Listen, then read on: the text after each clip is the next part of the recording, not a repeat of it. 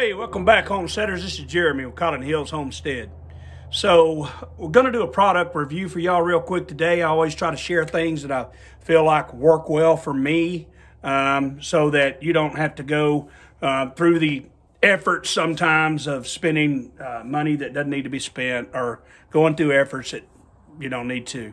So we have several barns out here on the property, which means we also occasionally have a mouse problem. Now, I'm in the process of fully insulating, foam insulation on the barns here now. So very soon there'll be no way for mice to come in. But occasionally they do get in and they produce quickly. So when you think you have 2 or 3, you probably have 23. So stick around to the end of this video and I'll show you how we marinate them, because we don't waste anything here. We marinate them, we skewer them, put them on a grill, put them on a smoker. Heck no, we don't do that gross crap. But I will tell you what I bought to get rid of my mice, and they say it is very humane. So I hate messing with the mouse traps. You know, I'm gonna find one of these clumsy fingers in one of them every time I mess with it. The glue traps are great, right? Whatever. They're expensive. And the problem I have is it doesn't call me grace. Doesn't matter how delicate or diligent I want to be with these mouse traps, I wind up with some of that dadgum glue on my hand for the next 24 to 36 hours because it don't wash off. It has to wear off. Okay. Well, imagine having that on your hand and going to the restroom and trying to wipe your behind with some toilet paper and trying to get rid of that damn toilet paper. Woo!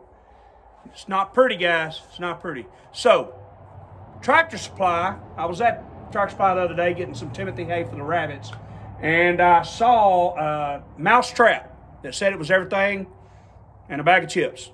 So I bought it. It's not that expensive. It was around, I think it was around $10, $11, something like that, $12. No more than 14. Anyway, it's made by J.T. Eaton. It's called a repeater. Okay? It is a metal trap that you do not have to put bait in. You can if you want. Maybe that'll increase it. I did put about a teaspoon of Milo or sorghum seed, whatever you want to call it, in there. And I left it out for 24 hours in my barn, and thought I had 2 mice in there. Well, I checked the trap. We caught 5 that quickly. 5. Right. 5. So now, instead of messing with all the glue and the traps and all this other, you know, the mouse traps, all this other mess, this thing caught 5. All I have to do is go down to the woods, open the top of this thing, which is right here, open the top of this thing, let these mice out, and pretty sure that at least 3/4 of them will not find their way back to my barn. They'll probably find their way into nature's belly out there somewhere. Okay? It's a weird thing to me, though. See what y'all think. Comment below. I'd really like to hear your comments on this. This says it's a humane trap.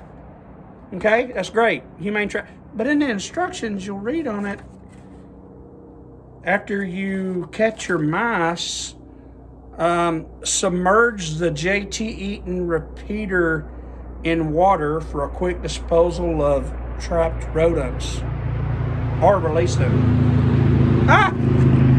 It's not very humane. I don't want to drown in a container, so I can't do that. I'm fixing to go let these rascals go.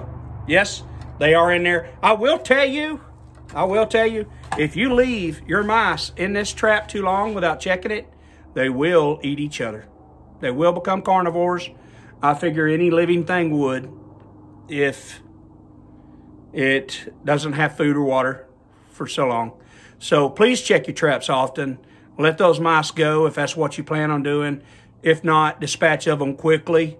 Don't put them on the grill, like I said. That was just, I think it was a joke. Somebody's going to take it for real, though. Guarantee you. Somebody is going to do it. So please like, share, subscribe our videos. It's been a little while since I put one out. Got another one coming up because here in East Texas, believe it or not, there are still things that you can plant in your garden. So we're going to talk about that next. Things that you can plant in East Texas in your garden in December. Stay tuned for that, because last time I went to the grocery store, wow. Wow. Just wow. We'll talk about it in the next video. Thank you guys for tuning in. Come to you again. Listen, by the way, sorry, got to interject one thing. Here in East Texas, later this week, it is going to be very cold at night. We're talking below 20, and that's cold here in East Texas. Make sure your animals are taken care of. Fresh feed, fresh water, a place to get in out of the severe winds, which they say may come Thursday, the wind and the cold. Take care of your animals, guys. If you don't take care of your animals, get your tail outside one night and spend it in this weather. You don't want to do that. We'll talk to y'all soon. Bye.